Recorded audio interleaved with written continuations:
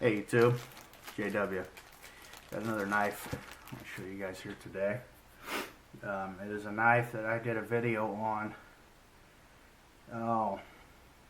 2010, I think. When I first started doing videos and I switched over, I first started with my Cobra, Mustang, and other cars, and then I kind of got back into all of this in 2010. And I started off with knives and went to guns and went through the gun thing, and now, you know, I've been into the knives again for quite some time. I looked back at my retro knife series, and I'm up to 70 now on that. So it goes by fast. But my point is, this was a knife that lightning out the front. I got it from Blade HQ. This one is blue, but this one was the first knife that I bought, automatic knife, when I got back into switchblades. Still works. I carried this knife not every day, but I carried this knife for 2 years, okay?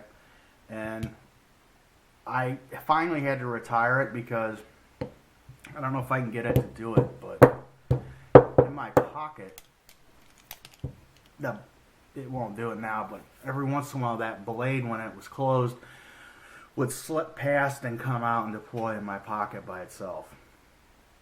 So I no longer feel comfortable carrying this knife.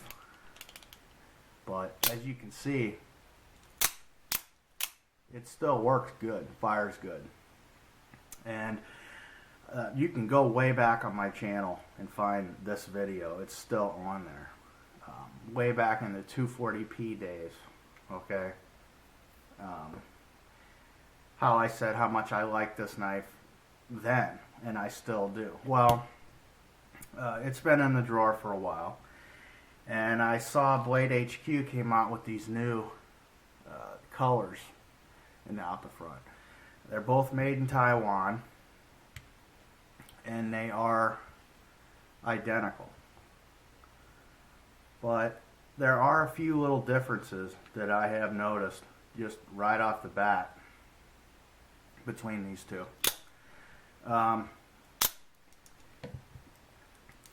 It just seems like the button is a little bit looser on this one than this one. I mean, it's more or less the same, but firing is the same. And I've had people say, leave comments on this video before, carrying an automatic out the front knife with no safety is irresponsible, it's stupid. Well, you know, you're welcome to your opinion, but I carried this knife for a long time. Never came out once in my pocket. Never. You have to press. You really got to push that for that. You know, this is dual action. You really got to press that to get it to come out. So when I saw the new colors, I thought to myself, yeah, I think it was the late Boy Scout did a video, and I said, you know what, I'm going to get another one. These are good knives.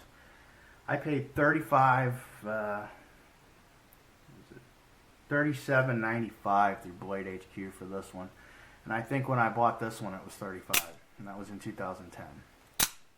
So for what you get for an out the front knife, for the price, you can't beat it. I mean, you're going to pay out the front knives. There's some other ones like the Concords. I don't know if I have it here handy. I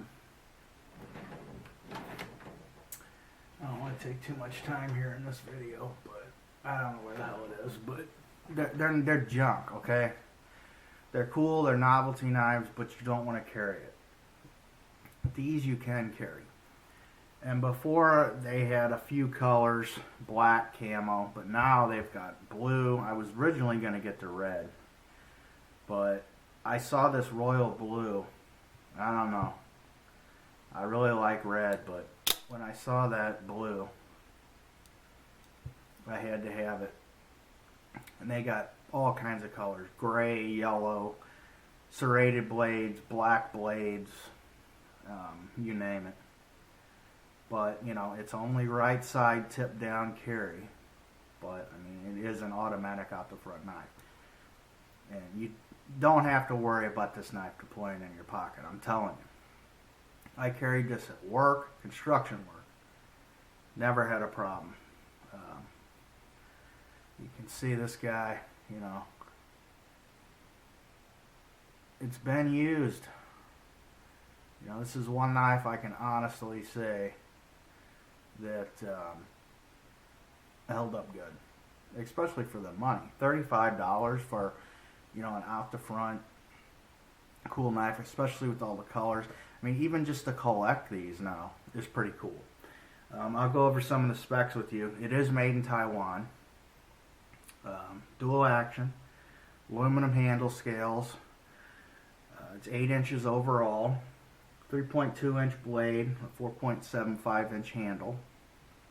The drop point design, I said they do have a partially serrated, which I don't care for.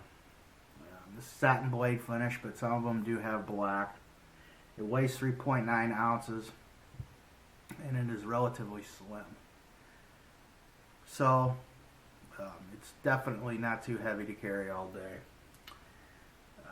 It's just about right. Not sure what the blade steel is on this.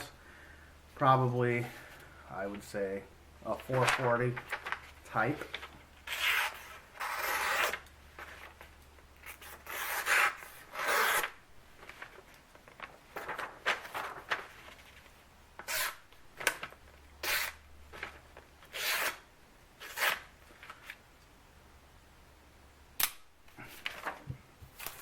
Sharpen off just fine, and the blade held up good. I mean, I think at one time chipped the blade, and I pried on this and stuff, and you can see how the blade is kind of marred up there.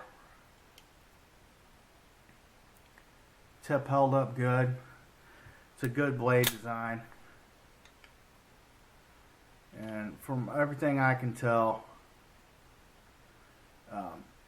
for some reason this one, the new one, feels a little bit lighter to me. I mean, I don't know, you know, it feels just a little bit lighter. I don't know, we'll see how this one holds up. But for $35, I mean, if you're not going to use the damn thing as a pry bar, and it works fine. This is a usable budget out the front knife, and there really isn't any other knives that are in this category that you can do that with. So it's kind of in a league of its own, really. And you know, it's not for everybody, but I like unique knives, and I said it in 2010, and I'll say it again. It's a good knife, and with the different variations and colors that they have now, it's a lot easier to suit your style. So there's really not much more I can say about this. So other than you know, from experience, I can honestly say in this, you know, review of a new knife that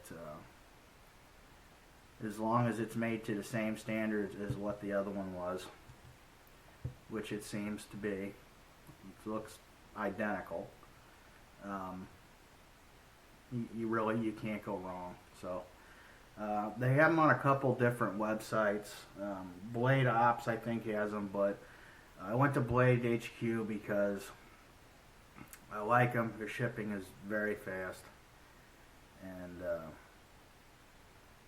you know, I have a procurement card to legally possess automatic knives, but you know, you'll have to check with your state and local laws for autos, but I don't think you'll have any problems. So I appreciate you guys watching.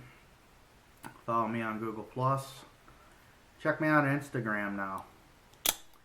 I'm doing my new arrivals and stuff almost every day on there, so I'll catch you guys on the next one.